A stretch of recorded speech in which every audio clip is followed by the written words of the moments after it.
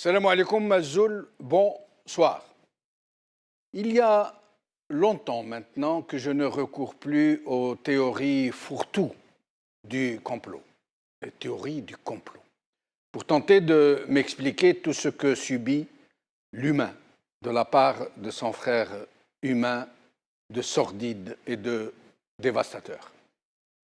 Et si je ne puise plus dans ces alibis conspirationnistes, ce n'est pas tant parce que ma foi en la conscience humaine est inépuisable, loin de là, parce que je sais, et ô combien je sais, que ceux qui mènent le monde à sa perte ne reculent devant aucun moyen.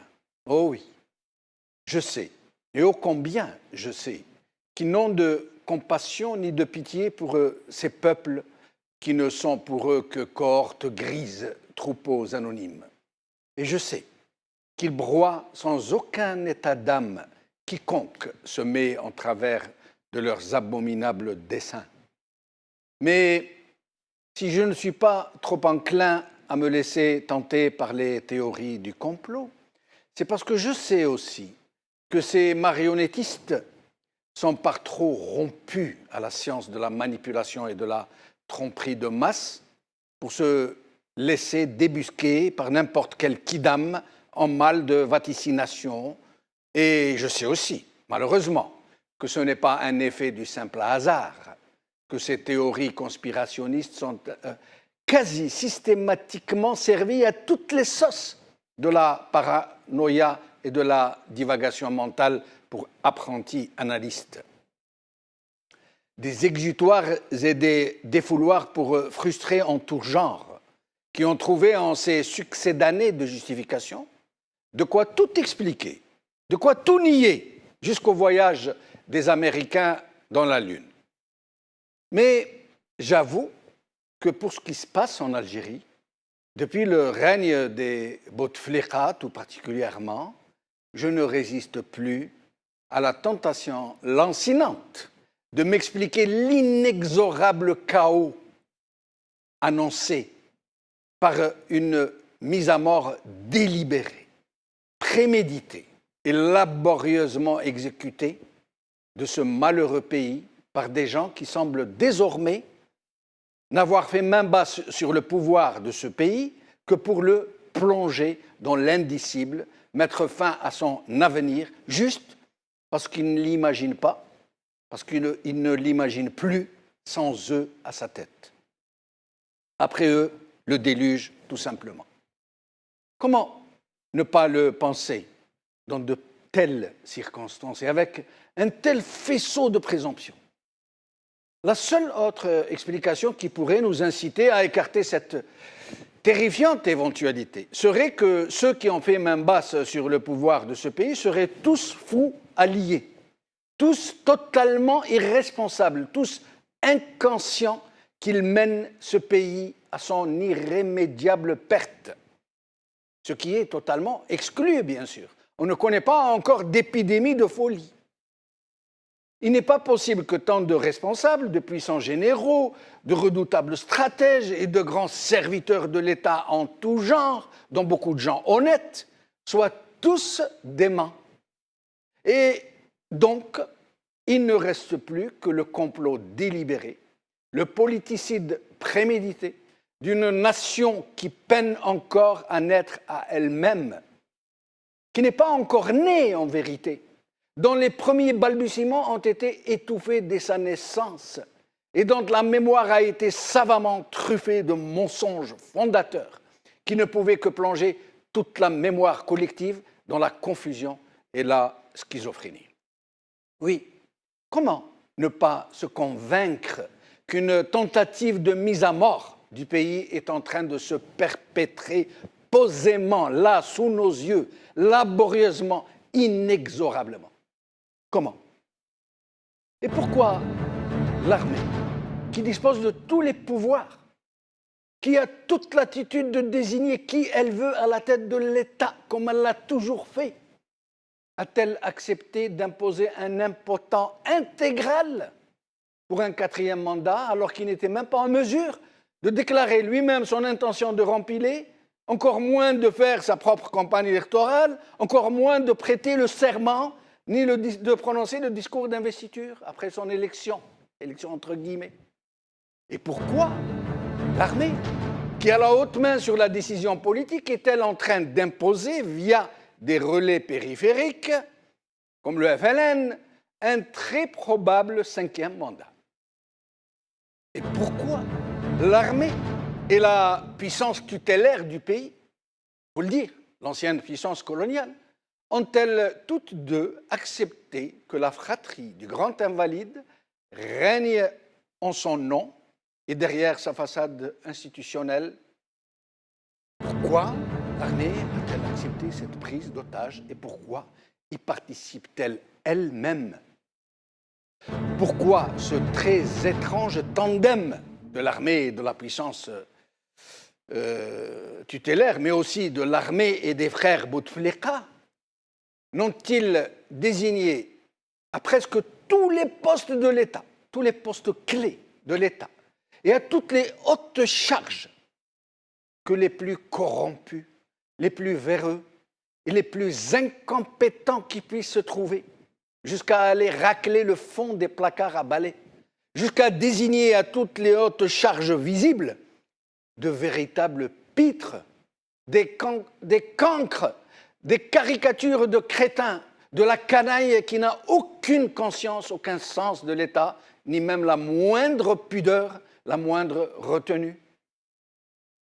Pourquoi de très hautes personnalités étrangères et internationales, à l'instar d'un François Hollande ou d'un Lakhdar Brahimi, sont-elles venues nous affirmer publiquement que c'est le grand invalide qui dirige réellement le pays, qu'elles avaient longuement parlé avec lui de sujets hautement complexes, alors que celui-ci ne s'était pas adressé à son propre peuple depuis plus de 6 ans, 6 longues années, alors qu'il est de notoriété publique, qu'il n'est plus qu'un otage impotent, une pathétique marionnette désarticulée entre les mains de ceux qui squattent la présidence de la République en son nom? Pourquoi ce régime, et donc l'armée, et surtout l'armée, et donc la puissance tutélaire, a-t-il installé le vide politique dans le pays? Pourquoi l'a-t-il vidé de toute force réellement représentative qui aurait pu rallier autour d'elle la contestation ambiante, pacifique, d'une société qui n'est pas sans ignorer que son pays va à la ruine? Pourquoi avoir corrompu les rares partis politiques qui avaient gardé un tant soit peu de leurs vertus originelles? Et pourquoi avoir éradiqué tous les autres qui ont refusé d'aller au râtelier? Pourquoi ce régime n'a-t-il laissé à la société que le seul recours à la violence anarchique comme moyen d'expression pour exprimer son refus de voir son pays mourir?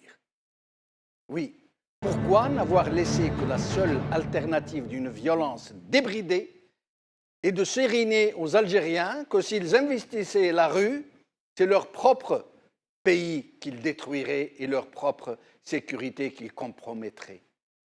Pourquoi avoir mis en place un vaste dispositif de la carotte et du bâton pour contraindre les médias à l'autocensure et à la connivence s'ils ne veulent être mis à la paille?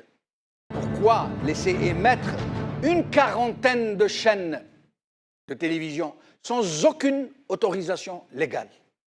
Pourquoi avoir fait mourir l'université et de l'avoir fait mourir à sa vocation d'être l'avant-garde de la pensée et de la critique sociétale et politique?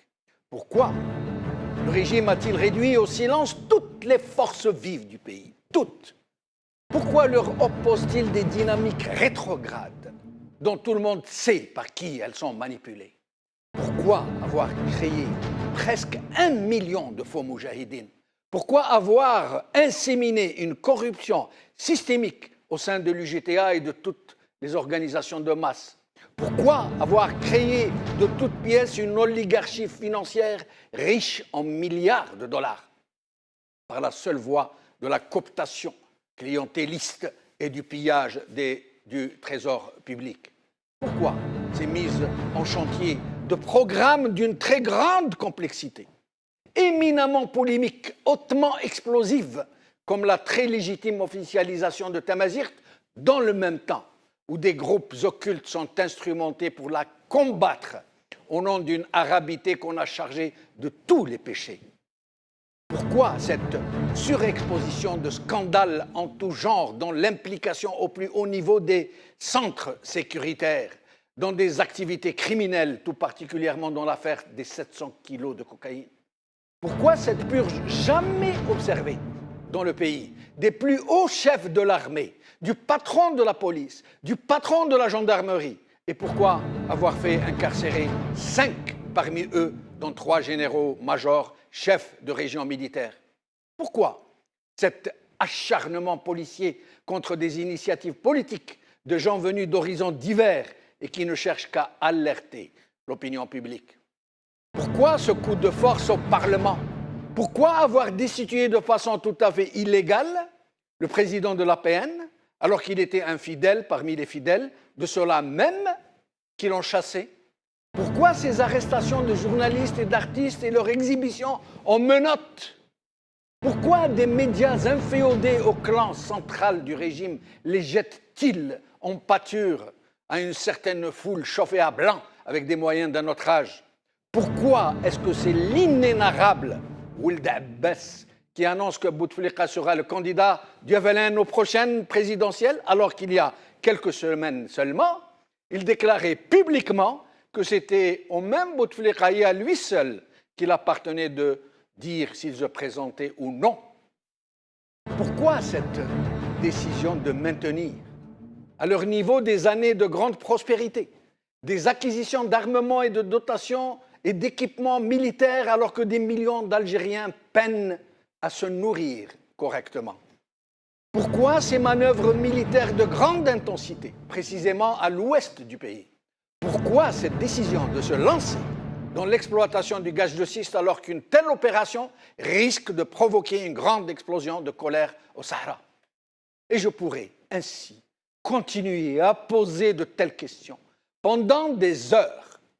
Autant de questions qui n'ont d'autre réponse que la détermination du régime de créer un état de chaos, de provoquer une situation de violence qui lui permettrait de se sortir du bourbier dans lequel il s'est lui-même fourvoyé.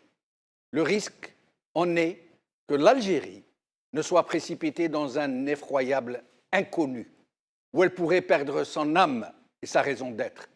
Voilà pourquoi je pense que ceux qui l'ont prise en otage ne reculeront devant rien, pas même devant sa mise à mort.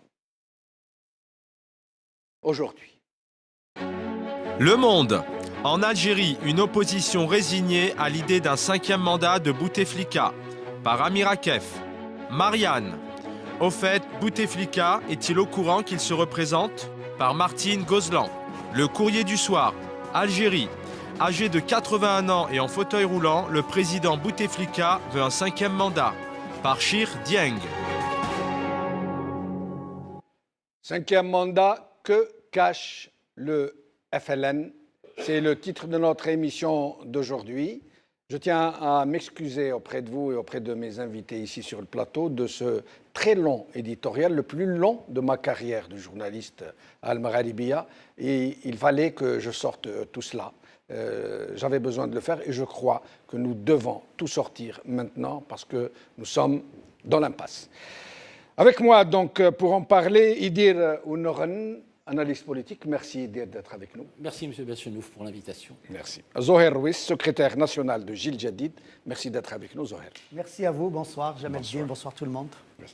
Alors, le FLN vient d'annoncer qu'il propose, que le FLN propose son président, M. Bouteflika, qui est le président du FLN, à la magistrature suprême, comme ils disent, avec ces mots renflants. Idir? Plus normal qu'il soit présenté, vu qu'il est président du FLN, et que M.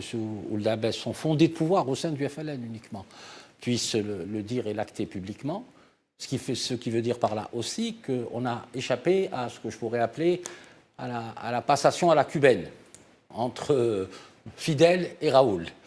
Et vous pensez que ça ne peut pas arriver, vous pensez? Non, c'est une question qui risque de se poser dans quelques temps. S'il y a un événement exceptionnel ou imprévisible concernant la santé du président, tout est possible à ce moment-là. Que Saïd se présente. présente. Tout à fait. Mais ce qu'il faut prendre en considération aussi, au cas où le destin du président actuel s'accomplit, c'est que la guerre des clans ne va pas rester dans une intimité qui leur est propre. Ce sera une guerre sans merci pour la présidence de la République. C'est ça qu'il faut prendre en considération. Si tant est que le président, pour des raisons de santé, ne puisse pas y aller ou qu'il décède, parce qu'il y a des mots qu'il faut prononcer, la lutte des clans sera infiniment plus féroce et je ne pense pas qu'à ce moment-là, la solution à la cubaine à laquelle on échappe aujourd'hui puisse se reproduire. Par contre, des forces antagonistes à l'intérieur du système, ça risque d'être un peu violent. Ça, c'est le premier élément. Quant à la question au FLN, vous avez très bien dit dans l'édito, il me semble, parce qu'il a été long, mais il a été bon. Et je pense que l'opposition algérienne devait s'inspirer à contrario de tous les éléments que vous avez mis dedans. Et vous connaissez un peu ma rigueur, donc je ne suis pas là. Ce que je veux dire, c'est que le FLN, c'est vrai que M. Ould Abbas a dit c'est à lui seul que revient la décision de l'annoncer. Ce qui laisse supposer dans l'imaginaire des gens qu'il va prendre un micro et qu'il va nous dire voilà, je me présente au 5e mandat. Ce qui est légitime en soi, il faut que le président nous le dise. Or, là, maintenant, c'est le parti du FLN qui désigne son président à l'élection présidentielle. Alors qu'il avait dit le contraire. Il avait dit que personne ne peut le présenter. C'est à lui de le faire. Tout à fait. Il a reçu l'injonction de le faire, dans votre avis? Moi, je ne sais pas. D'après les petites informations qu'on a reçues ici et là, il paraîtrait que la présidence s'est irritée de ce... Mais j'y crois pas. Rien n'est fait par hasard. Rien n'est naïf dans ce genre de situation. Vous pensez que Abbas pourrait, à ce niveau de responsabilité. Mais vous pensez que Ould Abbas serait capable, à lui seul, comme ça, de son propre chef, de lancer un tel... Impossible. Impossible. Ça renvoie peut-être à sonder l'opinion publique et voir la réaction. Et je tiens à signaler, je profite que M. Louis soit là, à part M. Sofiane Djilali, Mme Assoul, c'est les deux personnalités politiques en Algérie qui se sont exprimées, et M. Mokri. Il faut lui rendre grâce, excusez-moi pour le mot grâce, M. Morsi. Par ailleurs, ni M. Ben Younes, ni M. Mohsin Belabbès, ni l'instance présidentielle du FS ne s'est prononcé pour le moment. Donc il faut... Ça interpelle un peu. Il s'agit quand même d'une activité politique importante, des échéances importantes. Il serait temps maintenant que les partis politiques, leur direction, puissent s'exprimer. Alors, Zoher Rouis, avant de vous donner la parole, nous venons d'apprendre que M. Ahmed Simouzarag, que tout le monde connaît dans cette affaire de Folombré, ces islamistes qui ont été expulsés massivement vers un pays africain, le Burkina Faso. La France et l'Italie a déboursé beaucoup d'argent pour demander au Burkina Faso de les accueillir. Il est resté 25 ans en exil, alors qu'il résidait en France, que sa famille s'y trouve, qu'il exerçait le métier d'avocat. Et là, surprise, la France vient de lui présenter ses excuses. Elle lui a écrit pour lui dire qu'elle a commis une grave erreur à son encontre, qu'elle allait réparer, qu'elle allait lui accorder un visa pour rejoindre sa famille en France. Et c'est une immense clameur en Algérie de reconnaissance, mais aussi de joie en faveur de cet homme qui a tant souffert. Voilà. Donc, Zoher Rouis. Qu'est-ce que c'est que cette histoire de Ould Abbas? Qu'est-ce que c'est? On ne comprend pas. Alors qu'il avait dit, à plusieurs reprises, que personne ne pouvait désigner Bouteflika à un autre mandat, si ce n'est lui-même. Et puis là, tac, il fait cette sortie. Bon, probablement qu'on arrive petit à petit au bout du bout. Et que ce que nous savions déjà, c'est-à-dire qu'Abdelaziz Bouteflika ne serait pas dans la capacité d'exprimer quoi que ce soit, on y arrive petit à petit. Ça peut expliquer cette sortie de Ould Abbas. Maintenant, cette déclaration de Ould Abbas, finalement, que comporte-t-elle? Il nous annonce que le candidat du FLN serait Abdelaziz Bouteflika. Pouvait-il annoncer quelqu'un d'autre? Mais il a dit qu'il ne l'annoncerait pas. Oui. Il a dit que c'était au président et au président seul de décider s'il se représentait ou non, et qu'ils attendaient sa décision. Mais on pourrait se poser ce type de questions si on accordait un quelconque crédit de rigueur à Ould Abbas. Or, ce n'est pas possible. C'est le pitre par excellence. Oui, c'est bien vrai. Dans ce pays. Ouais. Donc, que voulez-vous commenter une sortie de plus de cet énergumène? Maintenant, nous sommes néanmoins face à une déclaration qui n'a pas été démentie, qui n'a pas été contredite. Par qui? Par la famille du président, par le président lui-même à qui on prête d'écrire des messages. Oui. On aurait pu lui prêter un message. Mais si je vous disais que le NTV, par exemple, n'avait pas repris cette information. C'est une information importante. Par exemple. Oui. Par exemple. Et si je vous disais qu'on a voulu utiliser Ould Abbas, qui est un périphérique, qui ne pèse pas grand-chose, pour lancer un ballon sonde, notamment à destination de l'opinion internationale, pour voir la réaction, quitte à venir après désavouer Ould Abbas du mais c'est un pitre, comme vous venez de le dire. Tout est possible. Mais le ballon sonde concernant le 5e mandat est là depuis un petit moment. Je rappelle que Gilles Jadid et d'autres organisations que vous avez citées dans le cadre de Moatana, nous alertons depuis plusieurs mois sur cette volonté du clan qui est autour d'Abdelaziz Bouteflika de maintenir la situation telle qu'elle est, c'est-à-dire avec un président absent, mais néanmoins détenteur entre guillemets, de prérogatives qu'il n'exerce pas, pour que rien ne change en Algérie. Et donc, nous y sommes depuis un long moment. Et pour moi, très franchement, je trouve qu'il n'y a pas de nouveauté là sous le soleil avec cette annonce, si ce n'est qu'ils avancent petit à petit. Ça peut néanmoins rentrer dans le cadre ça a été évoqué, de lutte à mort pour le pouvoir, et que chacun avance ses pions. Je note aussi que cette annonce est faite quasiment au lendemain, si je ne me trompe pas, si ma mémoire ne me fait pas défaut, des arrestations massives qui ont touché un certain nombre de journalistes et d'artistes et de blogueurs. Est-ce qu'on ne cherche pas aussi à noyer le poisson, à détourner un peu l'opinion, à sonder peut-être l'opinion internationale, ou que sais-je? Ce qui est sûr, la donnée la plus certaine, c'est qu'il y a une velléité, une volonté farouche, quoi qu'il en coûte au pays et aux Algériens, pour maintenir ce régime en place, pour que ça ne change pas. Que ce soit avec Abdelaziz Bouteflika ou quelqu'un d'autre, pour continuer. D'ailleurs, ils ont appelé ça, à un moment donné, la continuation. La continuité, pardon. Vous savez pourquoi ils disent la continuité? Parce que la dernière mouture de la dernière constitution qu'ils ont mis en place interdit de prétendre à plus de 2 mandats.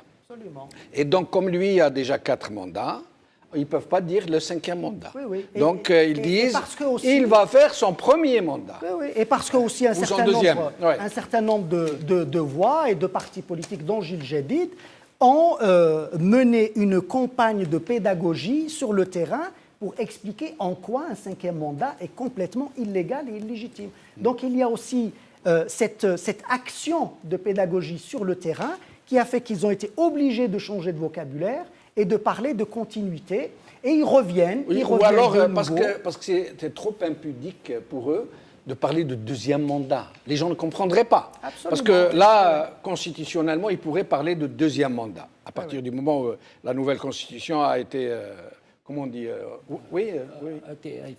Les constitutionnalistes ne sont pas d'accord sur, et Mme Benabou l'a bien expliqué de manière très, très claire, ne sont pas du tout d'accord avec une lecture constitutionnelle qui donnerait la possibilité à Abdelaziz Bouteflika de se représenter constitutionnellement. De se présenter à un mandat supplémentaire. Ce qu'il y a lieu de dire là aussi par rapport à ce que dit M. Louis, il a tout à fait raison, c'est que dans tous les organes et dans tous moi je parle souvent d'états profonds, c'est-à-dire des corps intermédiaires qui sont inféodés au système, et Dieu sait qu'il y en a une société civile un peu domestiquée, l'autre est complètement interdite de parole. M. Ruiz disait certains constitutionnalistes, mais le pouvoir a aussi ses constitutionnalistes organiques, il ne faut pas l'oublier, donc, qui contrediraient éventuellement Mme Fatiha Benabou.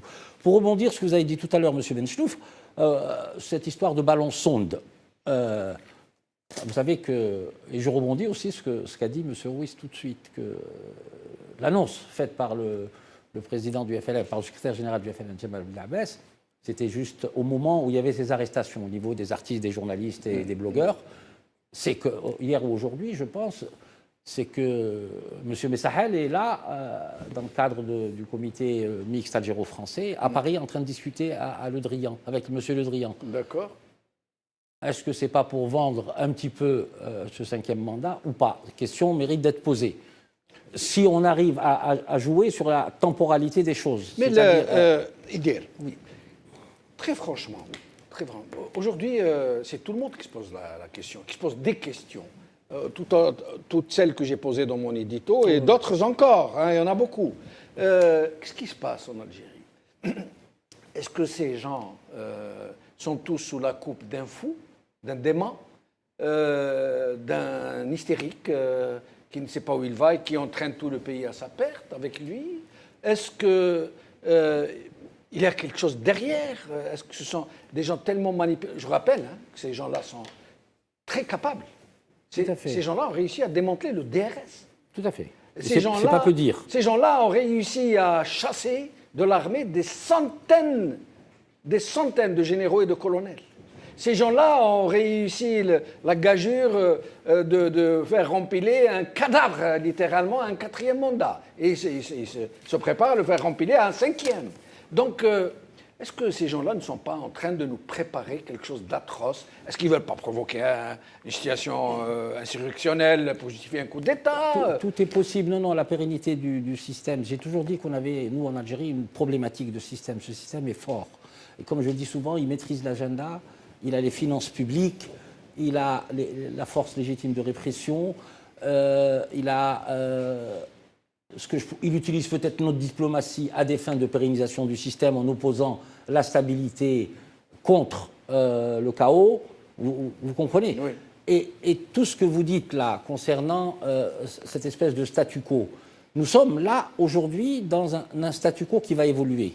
On va arriver progressivement vers ce que j'appelle moi une stratégie de la tension avec des problèmes communautaires. Ça risque d'arriver. Je tiens à signaler qu'en Kabylie, et les lycéens de Kabylie boycottent la langue arabe. Et justement, ne boycottent pas l'enseignement dans les matières scientifiques, etc.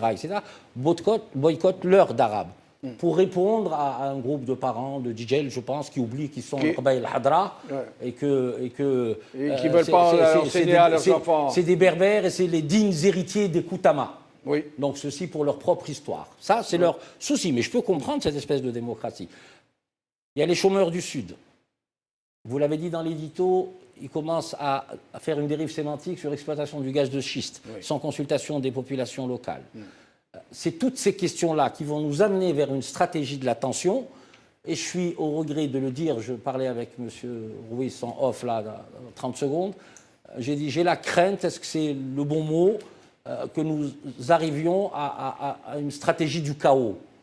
Et à ce moment-là, le système qui nous prend en otage, on payera très cher ce tribut. La note sera très salée. C'est exactement ça. C'est une prise d'otage d'un pays et de son peuple. Parce qu'effectivement, le régime est en train de montrer qu'il a une capacité de nuisance telle qu'il peut effectivement créer des foyers de tension. Et ça, c'est à destination de l'intérieur, mais c'est aussi à destination de l'extérieur. C'est-à-dire qu'on montre, on fait d'une pierre deux coups. On indique à l'intérieur que, en dehors de nous, point de répit, où, rien ne peut exister. Rien ne peut être. C'est nous la stabilité, c'est nous l'ordre dans ce pays. Et donc, personne n'a intérêt à bouger dans cette lutte pour le pouvoir. Personne. Donc, c'est un discours qu'ils se font entre eux, tous ceux qui sont en train de... Zoher.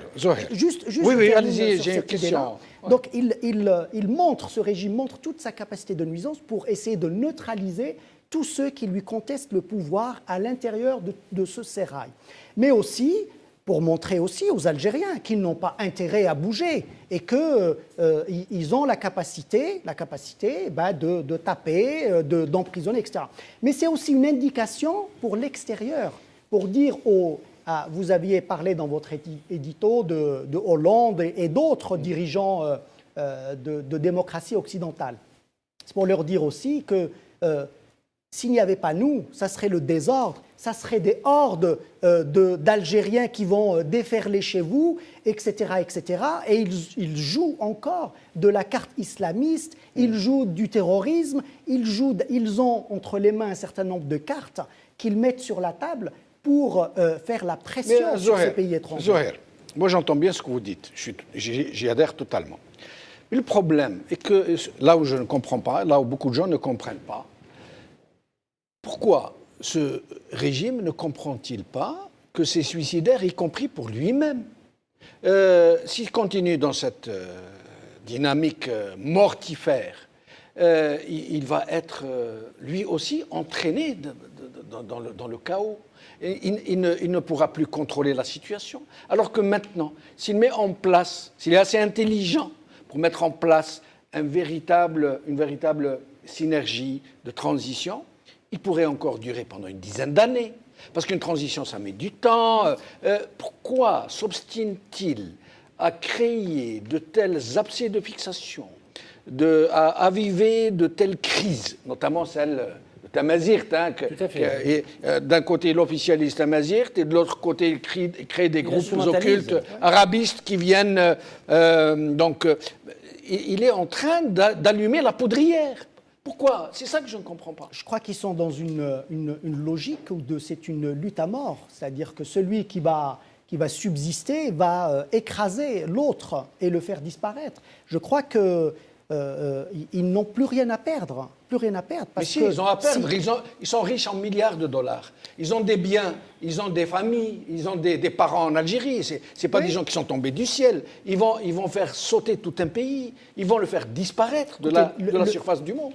L'avenir du pays et des Algériens leur importe peu. Je crois qu'il ne faut pas du tout mettre cette équation en ligne de compte lorsqu'on analyse leur action. Ce n'est pas ce qui les intéresse. Parce que si l'Algérie les intéressait, il y a bien longtemps que l'Algérie serait sortie de l'ornière avec ces gens-là. Donc je pense que ce n'est pas du tout ni leur point de fixation, ni leur objectif. En revanche, cette lutte à mort, et on l'a dit il y a très longtemps, que les contradictions vont à un moment devenir telles qu'ils ne pourront plus les contenir à l'intérieur de ce régime. Parce que jusque-là, ils les contenaient, ces contradictions.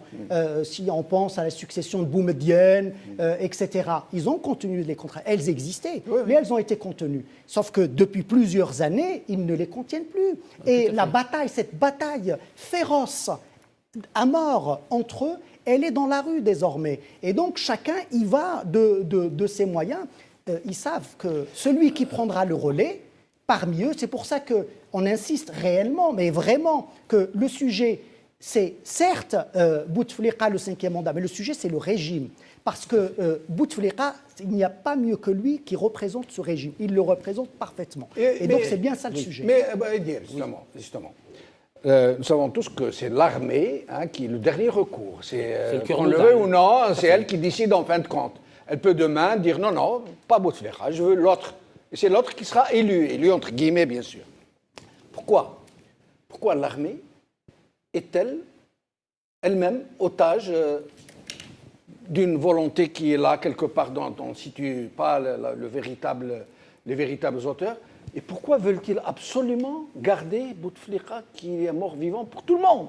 Ça veut dire que ce n'est plus un secret pour qui que ce soit. Pourquoi? Quel est l'intérêt de l'armée L'intérêt de l'armée, c'est d'abord de préserver son précaré. L'armée est un ministère régalien. Il a ses enjeux, il a ses budgets, il s'occupe de la sécurité nationale. Mais là où je vous rejoins un peu, c'est que ce 5e mandat, comme j'ai eu souvent à le dire, si jamais le président se représente, pour moi, ça pose un problème de sécurité nationale. Ça, il faut le dire. C'est-à-dire, ça pose un problème de sécurité nationale. Mais eux, je pense que dans leur logique, c'est-à-dire qu'on ne peut pas... nous avons été administrés, présidés par un président où il y a eu des événements importants depuis sa présidence. Et là, on sent que le pouvoir présidentiel n'est pas incarné. Il y a trop de couacs, un chef de gouvernement qu'on n'entend pas, qu'on humilie par des tripartites bis, qu'on humilie... Tout ça, on a eu à en parler sur le plateau. Un chef de gouvernement qu'on n'entend pas, même pas pour la crise du choléra. C'est quand même c'est quand même surréaliste, je veux dire. Dans la politique de tous les jours, qu'est-ce qu'il a apporté? Quelle décision importante majeure? Aucune. Ils sont là uniquement à régler le déficit du commerce extérieur, non pas s'affondrer sur un raisonnement économique, mais par des mesures paramétriques. Et par la planche à billets. Oui, non, paramétrique dans le sens, bon, on supprime un peu les importations par-ci, on carotte par-là, on fait un rabot par-ci, on fait un rabot par-là, et in fine, bien évidemment, il y a moins de transferts de devises. Mais quel est le cap économique? Comme je le dis souvent, il n'y en a pas. Le cap social. Et comme vous me dites l'armée, à un moment donné, il faut qu'elle prenne ses responsabilités. Mais, excusez-moi, monsieur Benchenouf. Ses responsabilités, oui, justement, j'allais y arriver.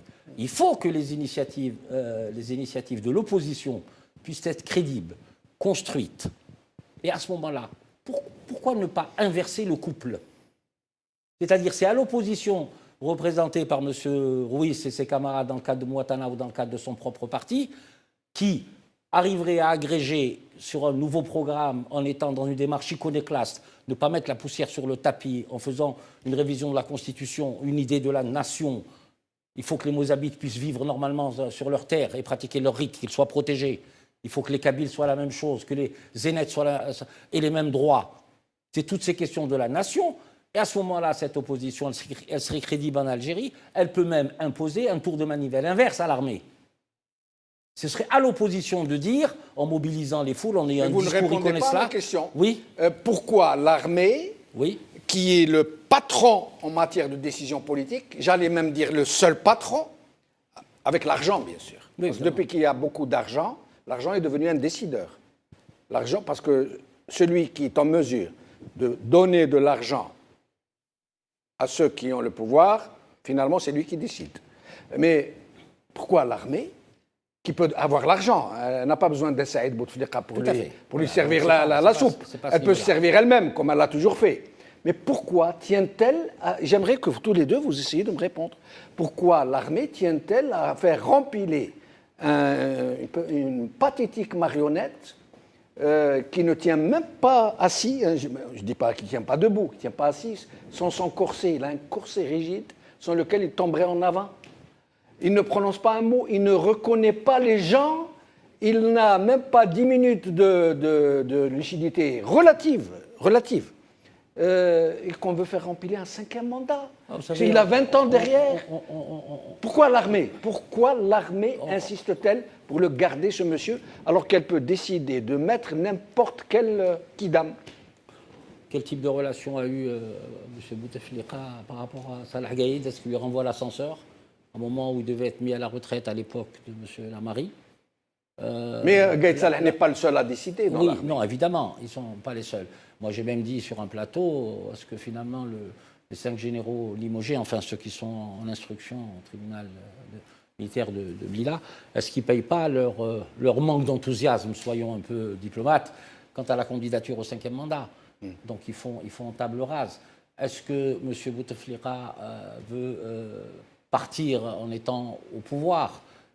Quand vous dites leur manque d'enthousiasme, et je donnerai la parole à Zoher, leur manque d'enthousiasme pour un 5e mandat, ça veut dire qu'ils se seraient opposés à un 5e mandat? Rien, soit opposés, soit lever le pied, soit avoir des nuances et même des différences.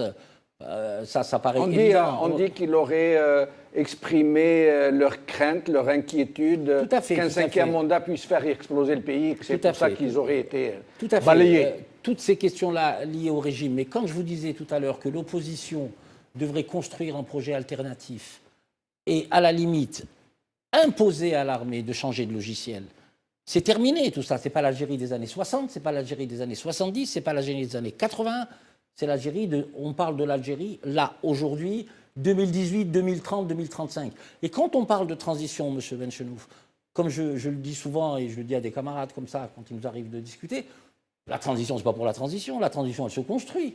Il faut déconstruire tout l'état profond que le DRS a construit. Toutes les forces occultes, les forces conservatrices et les forces d'opposition au changement, il faut les déconstruire. Quand vous me dites, la présidence, Monsieur le Président de la République, il va aller en campagne. Mais qui va payer la campagne? Qui? L'argent, c'est où? C'est des questions d'ordre éminemment politique qui risquent de gêner. Qui va faire la campagne? Combien elle va coûter? Les moyens du peuple. Tout à fait. Moi, Comme cela s'est déjà passé pour les mandats précédents. Bien évidemment. Et puis moi, j'invite... Un cadre qui va faire la campagne. Oui, C'est un cadre. Au-delà du côté trivial, moi j'invite l'opposition à ne pas présenter de candidat. J'invite le docteur Belaïs à ne pas cautionner si jamais le président acte sa candidature et qu'il y va. Et vous pensez non, il y a encore une incertitude relative. Vous pensez que des gens qui ont fait carrière dans le métier de lièvre pourraient entendre ce que vous leur dites? Moi, je le dis tel que je le sens, tel que je le pense. Je dis à notre camarade du MDS, Fatah, de ne pas y aller. Ce n'est pas possible de cautionner un régime comme ça. Nous n'avons pas un problème entre partis politiques, nous avons un problème avec le système. Il faut que tous convergent vers l'affaiblissement du système dans un premier temps et imposer la solution démocratique ensuite. Une transition, M. Benchnou, ce n'est pas à vous que je vais le dire, c'est sur 10 ans, c'est sur 15 ans, c'est sur une génération. On a déjà trop de retard.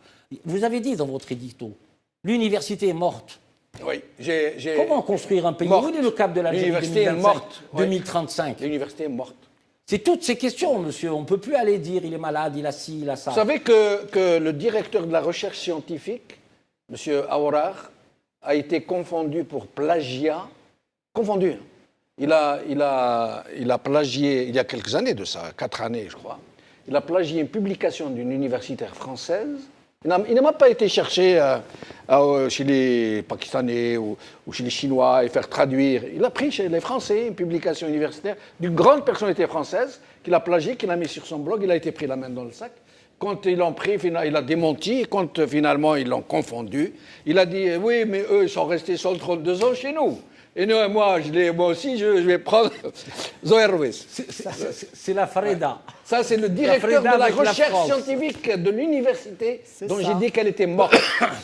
Zoher Rouis. C'est le niveau. Ça, c'est le niveau d'un directeur d'université, d'un recteur. Directeur de la recherche. De la recherche. Directeur central. Voilà, c'est ça. Ouais. C'est ces niveaux-là, c'est des gens de ce type-là et de ce niveau-là qu'on met à ces postes-là. Ouais. Et les vrais diplômés, les vraies compétences sont obligés de s'exiler et sont à Washington et ailleurs, en train d'offrir leurs services, leurs compétences et leur savoir et leur savoir-faire aux puissances occidentales qui soutiennent ce régime par ailleurs. Mais justement, Zoher, au sujet de l'université, moi, chaque fois, je parle de cette thématique de l'université algérienne, au point où j'en suis arrivé à penser qu'elle était morte. J'allais dire morte et enterrée, qu'il est quasiment impossible de la réveiller, de la faire ressusciter. L'université est quelque chose de fondamental dans la vie des nations. C'est l'avant-garde, c'est le fer de lance de la pensée, de la critique sociétale, politique. C'est le vivier d'où sortent les élites. Comment faire pour la faire revenir à la vie, cette université ? On a beaucoup de problèmes. On a celui-là qui est crucial, évidemment, c'est toute la formation, l'école, à la base, etc. Il y a beaucoup de... on doit démarrer dès l'école et on a tant de choses à faire.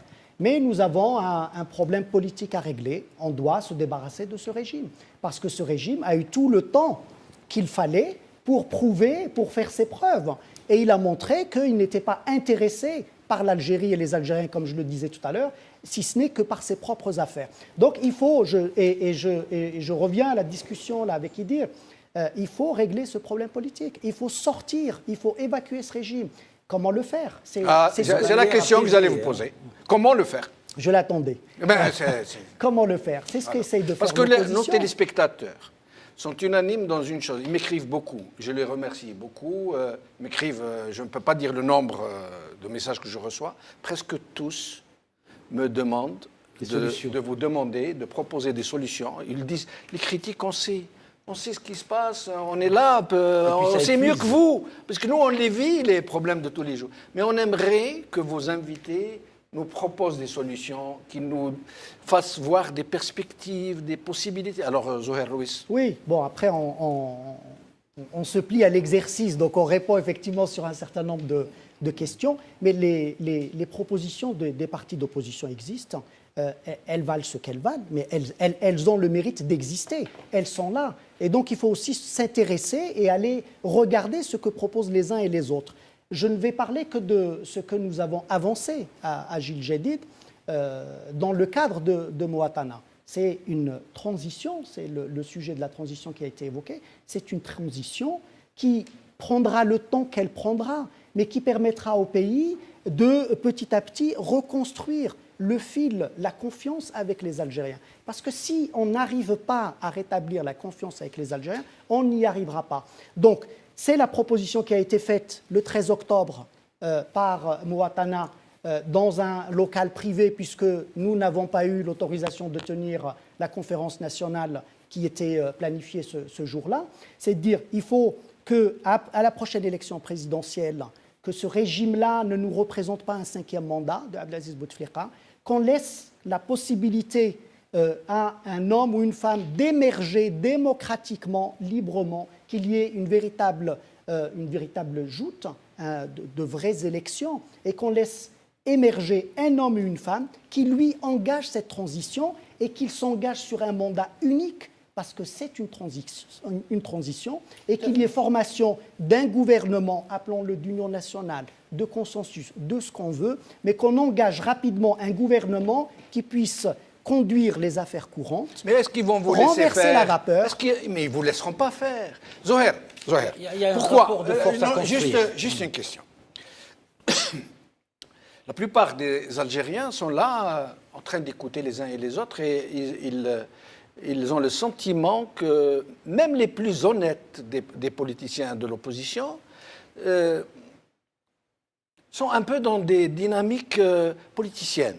Pourquoi est-ce que vous n'essayez pas? Je vais vous donner un exemple. Hein. Je ne me permettrai pas de vous faire une suggestion. Pourquoi vous n'appelez pas, par exemple, les Algériens, les Algériennes, on vous demande à partir de demain, chaque jour, à 10h du soir, de prendre un mahrès et de taper. Les Algériens, on vous demande dès demain, à midi, klaxon. Tous les Algériens klaxonnent. Tous les Algériens, la nuit, prennent un pilon mahrès et disent ou de l'autre côté de la Méditerranée. Tous les jours, c'est tout ce qu'on veut. On ne leur donne même pas l'occasion de nous matraquer. Pourquoi vous n'optez pas pour ce genre d'initiatives qui vont directement au charbon, directement au terrain?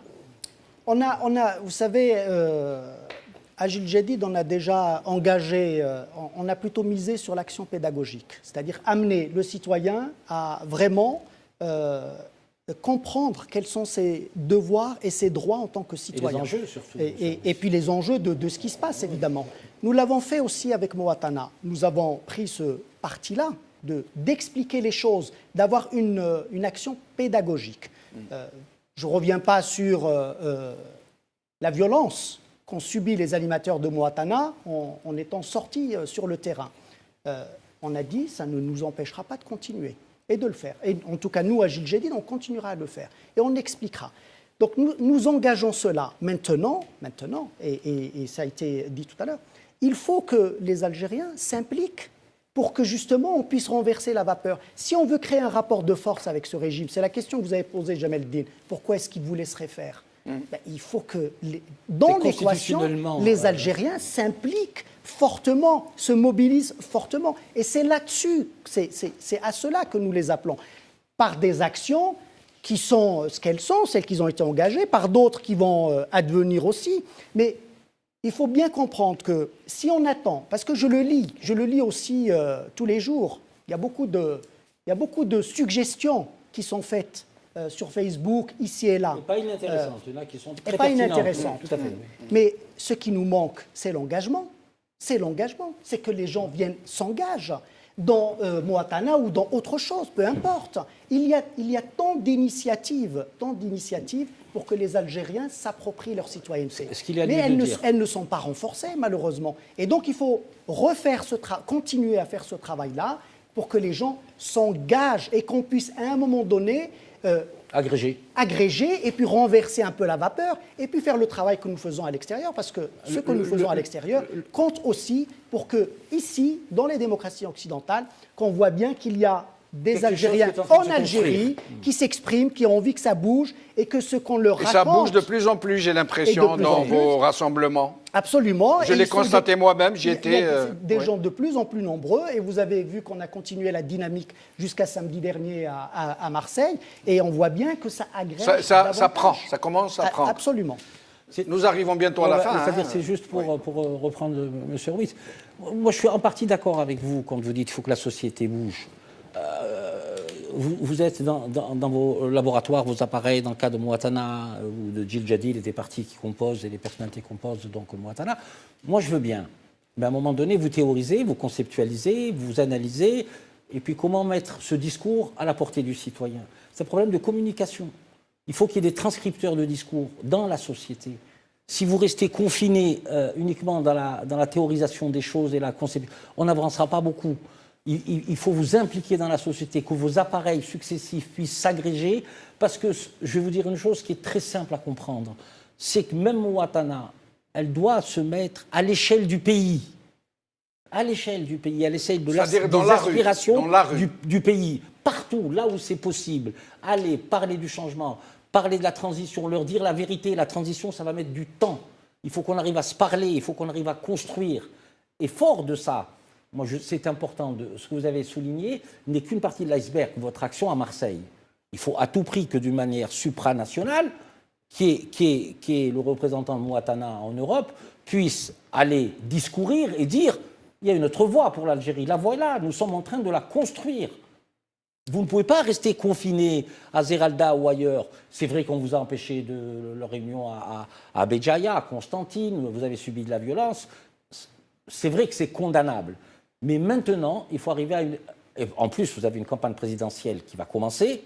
Donc vous avez largement le temps d'essayer de mobiliser, d'essayer de dire les choses, le danger du 5e mandat, qu'est-ce qu'il peut apporter. C'est bien ce que nous faisons, et dire, je pense qu'il n'a échappé à personne que faire des reproches, sur le terrain, que ce soit Djil Jadid avec ses sorties de proximité, je crois que nous sommes le seul parti politique où le chef de parti se promène dans les villages, les douars, va dans les cafés et discute avec les Algériens et explique. Non, c'est pas ça dont il s'agit. Je parlais de transcripteurs de discours. J'ai bien compris. C'est-à-dire aller dans la société, avoir un tissu associatif. Et nous arrivons à la fin de... C'est bien ce que nous faisons. Je peux vous rassurer. Et c'est ce que nous allons continuer à faire. Bon. Et c'est ce que nous faisons ici aussi à l'étranger.